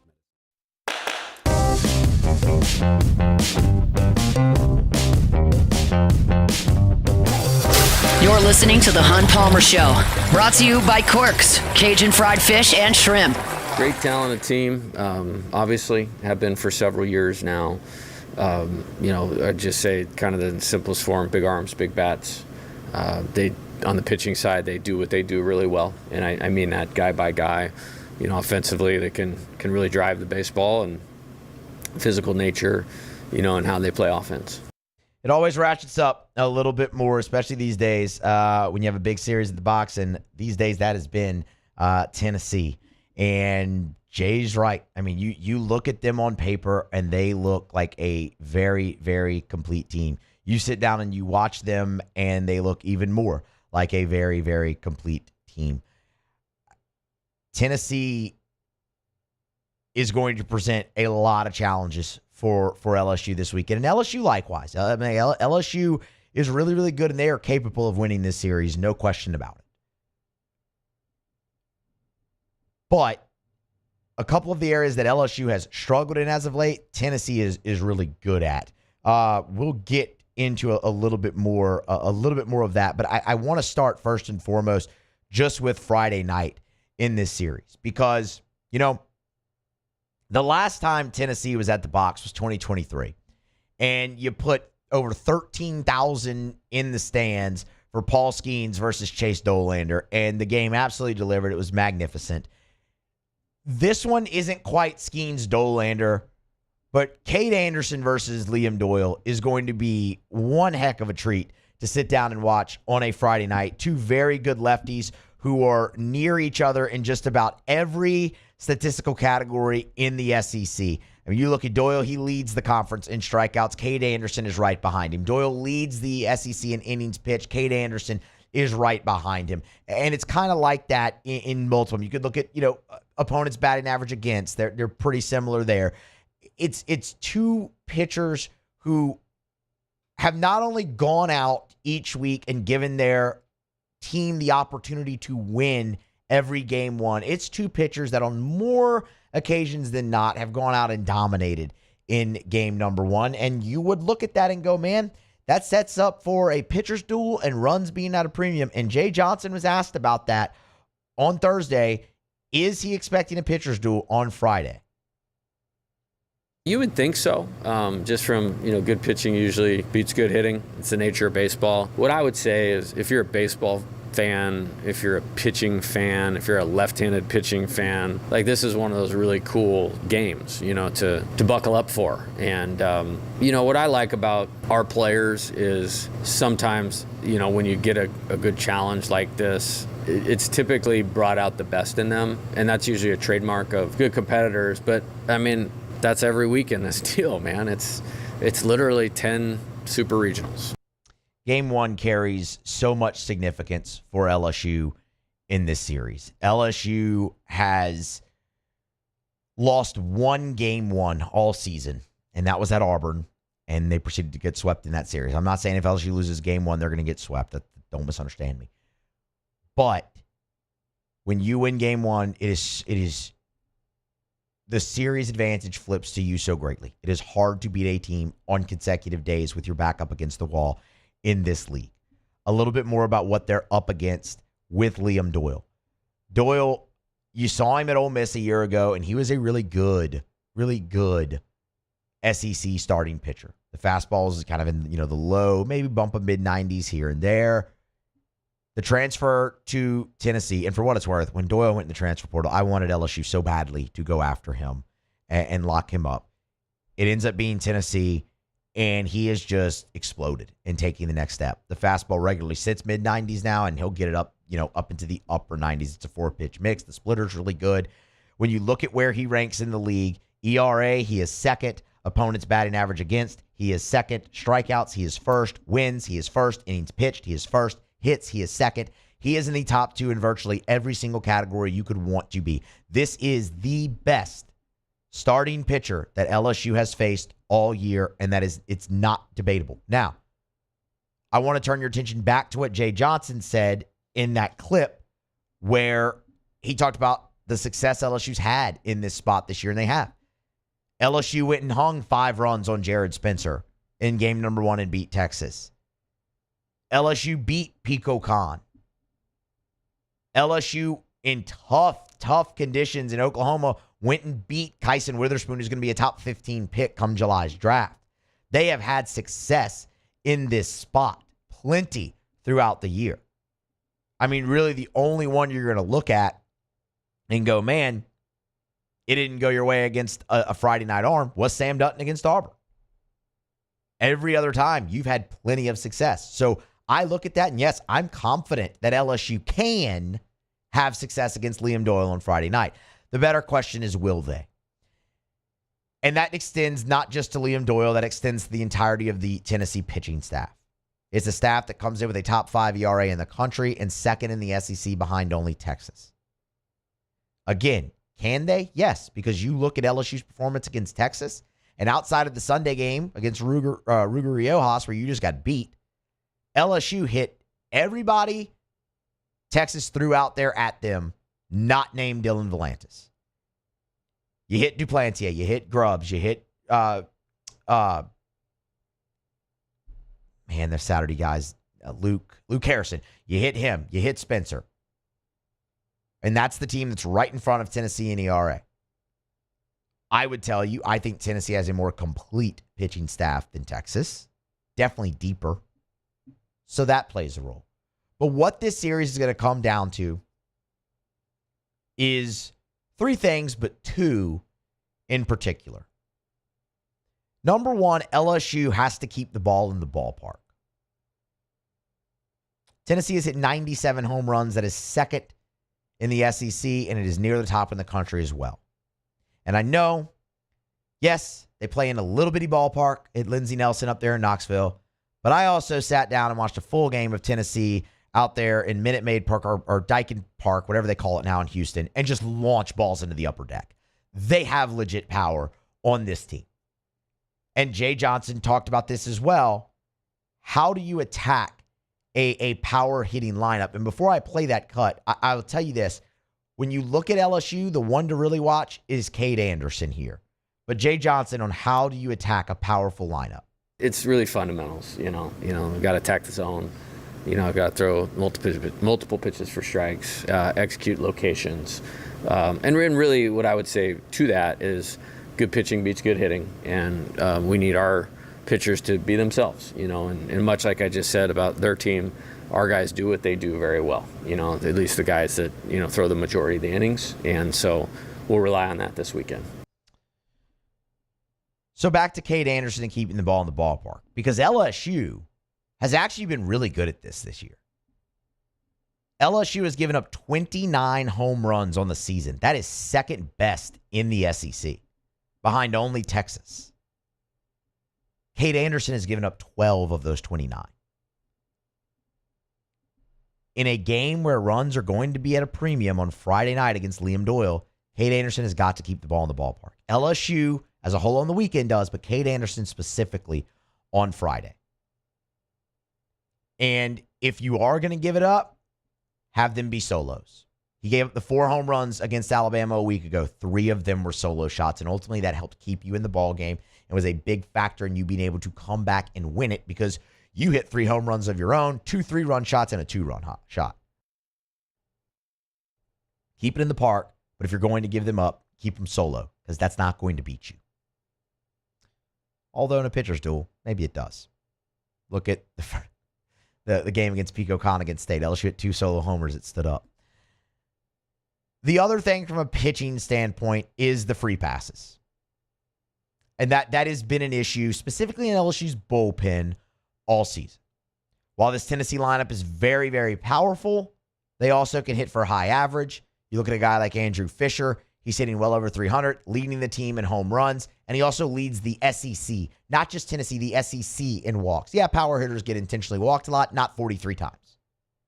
It's a very patient Tennessee lineup as well that understands the strike zone. Free passes are going to have to be limited. This feels like one of those weekends where you're going to need to keep the walk total at 10 over the course of 3 games. Because if you give them chances, they will make you pay. And if you put guys on for free, you run the risk of them running the ball out of the park and putting a crooked number up real fast. And the other thing, my third, LSU has got to improve with runners in scoring position. And when I say that, I don't mean just hitting the ball better with runners in scoring position. I mean getting guys home from third base with less than 2 outs. Ground outs to the right side of the infield. Sacrifice flies. Any way you can move the offense, move the ball, and create more opportunity with runner in scoring position and manufacture those runs. Squeeze bunting. Anything like that. The strikeouts in general concern me in this series. You've struck out 54 times combined the last 2 weekends in conference play. Tennessee is third in the conference in strikeouts. They are 1 spot behind LSU. They punch out a lot of guys, and LSU the last 2 weekends has punched out a lot, and specifically with the runner at third base and less than 2 outs. And that cannot happen this weekend. If that happens this weekend, it ain't going to go well for you. It just isn't. And that is the thing that concerns me chief among this when I look at this series, is Tennessee's ability on the mound, and LSU struggles right now with runners in scoring position. Because it's not just Friday night. Saturday night as well. Runs should be at a premium with Ianson and Marcus Phillips. Marcus Phillips, you're going to see 100 miles an hour from that kid with a wipeout slider and a decent changeup. When LSU gets their opportunities, they have got to convert them. They have to make the most of them. And it doesn't always have to be with a hit. As far as prediction, home field has been massive in this series since Tony Vitello became the head coach at Tennessee. Home field's always huge in the SEC. I mean, you have the best home field advantages in the nation in the Southeastern Conference. But in this series in particular, since Tony Vitello took over as head coach for Tennessee, do you know what LSU's record is in Knoxville? It is 0-8. Do you know what Tennessee's record is at the box? It is 1-5. Not only does each team have losing records, they aren't even sniffing winning records in the opposing team's ballpark. And home field will absolutely play a part in this series. You're going to set attendance records. There are events and promotions around every single game this weekend. It should be a lively, awesome, energetic. This is the atmosphere that makes the box the box. And that can absolutely impact it. And one way LSU can use that to their advantage is putting pressure on Tennessee. I want to see LSU be really aggressive and run the bases this weekend. Tennessee has allowed the most stolen bases in the Southeastern Conference. Teams are stealing bases successfully at almost 80% against Tennessee. They're also near the bottom in fielding. Put pressure on that team, and that's how you can really use the home crowd to your advantage. But what I will never do is pick a team to win a series solely on home field. There has to be some other angle there. And I will just reiterate, what bothers me a lot is Tennessee's pitching staff against LSU's offense right now, and LSU struggling with runners in scoring position. Do I think LSU is a bad offensive team? No, I don't. I think LSU is 1 weekend away from exploding back on the scene and being the offensive team that you saw them be for 2/3 of this season. I just don't know if it's this weekend. And that really concerns me, and I can't really get past it.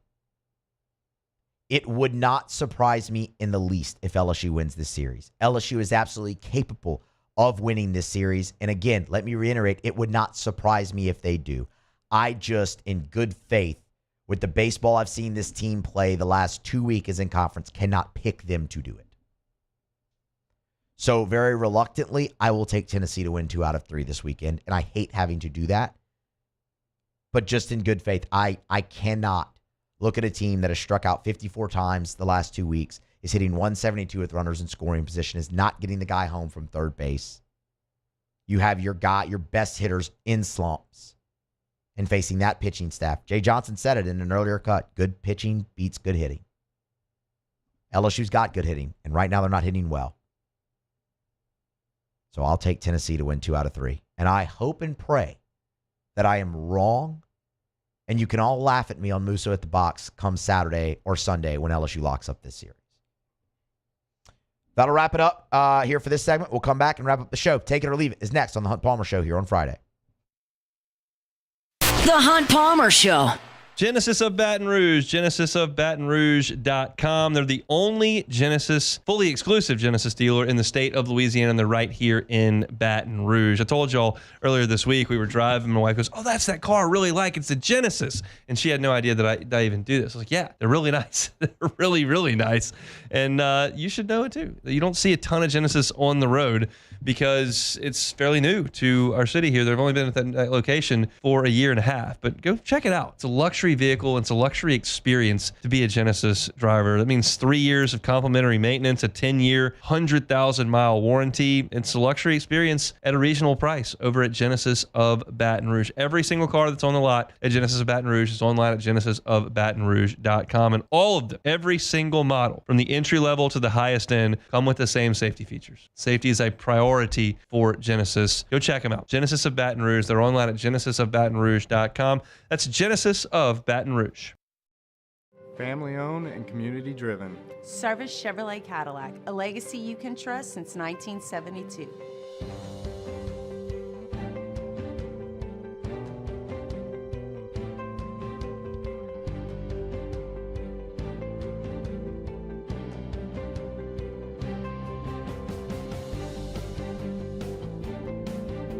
Service Chevrolet Cadillac, our family serving your family. For over 50 years.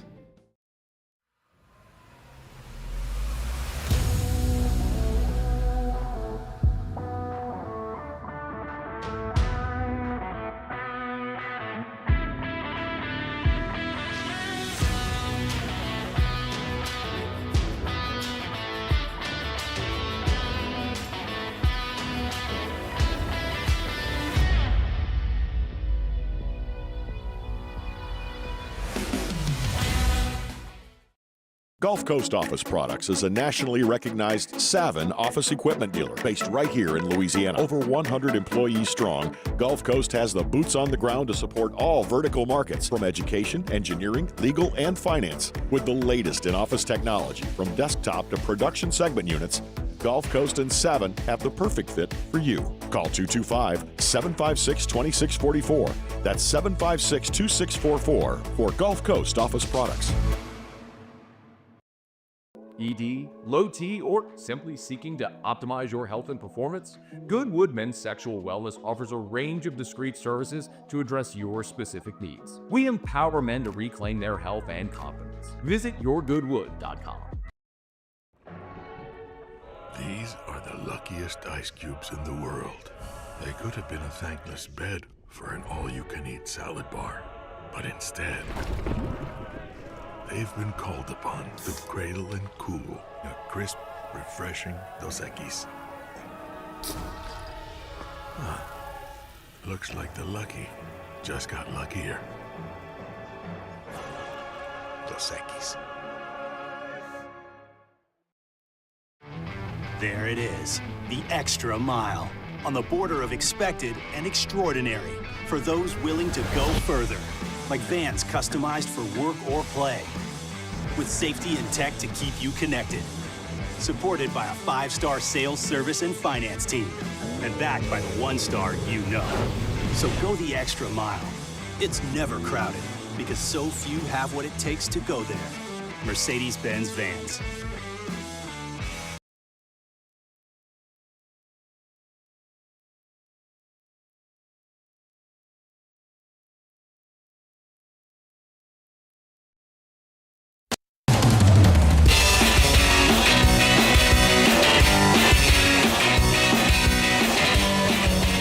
You're listening to The Hunt Palmer Show, brought to you by Quirks, Cajun fried fish and shrimp. Wrap it up, a Friday edition of The Hunt Palmer Show. Send you into your weekend or into AFR if you're going to listen to Scone, which I highly recommend that you do. We'll wrap it up as Hunt always does with some Take It or Leave It. Take it or leave it. Take it or leave it. Today's hottest stories in sports, news, and sometimes even Hunt's life. The question is, will he take them or leave them? Just take All right, Jordan, what you got for me? Well, we got a couple good ones. Hold on, let me get the music together. All right, so even before Ashton Jeanty plays a snap in the NFL, he's going to be the second highest paid running back in the league when he signs his rookie contract with the Las Vegas Raiders. Philadelphia Eagles star Saquon Barkley is the only running back with more guaranteed money, making $36 million. Oh, so Jeanty is $31 million for Jeanty, by the way, after he signed a 2-year extension in March. Should Jeanty already be the second highest paid running back in the NFL? I'm going to leave that, actually, because, I mean, look, I think the world of Ashton Jeanty. I think he's awesome. Yes. And he's going to be a great player. He's probably going to win Offensive Rookie of the Year if he stays healthy. Yes. But, I mean, there's still some really good running backs in the NFL. I mean, Derrick Henry immediately comes to mind as one. So I'll leave that. But I think Jeanty's got a great career ahead of him, provided he stays healthy. Okay, so this is where it gets a little tricky. So last night, Giants number 3 pick Abdul Carter was on a podcast with Micah Parsons, Penn State connections. Sure. So he says on the podcast, he has his eyes set on wearing the number 56 for the New York Giants. And if you don't know, that is retired for a Hall of Fame linebacker, Lawrence Taylor. So this is where it gets a little bit tricky. his current number 11 jersey that he wears is retired for QB Phil Simms. So will Carter get one of these jerseys unretired? Take it or leave it. Yeah, I'm going to leave that. I don't like when that happens. Yeah. I mean, what was I think it was they were talking about Cam Ward even getting worn. Oh yeah, moons so he number. did. So he did get that number. Yeah, Warren I don't Moon, like that. Yeah, It's retired. Yeah. You retire the number for a reason, so no one else can ever wear it and associate themselves with that number. Pick 12. Pick 15. I don't know. Pick a more traditional linebacker number like 50 or 45. Do it. Stop trying to get numbers unretired. They're retired for a reason. It's not your number. Those guys were great. Let them be great. Stop it. And I mean, Micah Parsons wears 11. I mean, obviously the Cowboys didn't have retired, but pick something else. Make your own identity. That way as well, Jordan, if you are great, your number can be retired. Yeah. But also it's like Lawrence Taylor's probably the greatest player to ever suited up for the Giants. So it's like, yeah, you know what? I want Drew Brees' number. It's like saying that. Right, yeah. Exactly. No, go make your own legacy so your number one day can be up there. So yeah, that's all we have for Take It or Leave It today. Just something a little quick. Yeah, no, I like it. We only got about a minute left in the show. Man, I've enjoyed hanging out here 1 to 3 with y'all the last 2 days. It's been some great chat. We had a lot of things, obviously, to talk about with the draft and in a massive baseball series. So, we put a lot of time and effort into it, but it wasn't really hard to find things to talk about, which that's always great when you sit in this chair. So, hopefully, there'll be some other times we can do this on the Hunt Palmer Show as well. Hunt is back on Monday. Of course, you can follow his stuff at LouisianaSports.net. He'll be writing about the baseball series and some football stuff all throughout the weekend. He'll be back in the host chair, though, on Monday to recap everything, the draft, LSU-Tennessee, everything that he missed when he was out. So be here for that. Thank you, and be back Monday. The Hunt Palmer Show. HighlandIG.com is the website. Property and casualty or group employee benefits. Your one-stop shop for all things insurance is, of course, the Highland Insurance Group. If you're a business owner and you don't have a great relationship with your insurance broker, they're just the guy who came with the lowest premium number, that's one way to handle it, but it might not be the best way, especially when something happens. Whether it's a hurricane or a car accident or a cyber breach or a lawsuit or an injury. When that happens, you're going to need your insurance to respond. And if you only have the insurance in place because it was the cheapest one, it may not. Jonathan Carver and his team can be a trusted advisor and a part of your team as a business to make sure that your business continues to run even if the event happens. Give them a call or check them out online, HighlandIG.com. They're right here in Baton Rouge, but they can help you out statewide. It's Jonathan Carver and his team at the Highland Insurance Group. They're online at HighlandIG.com.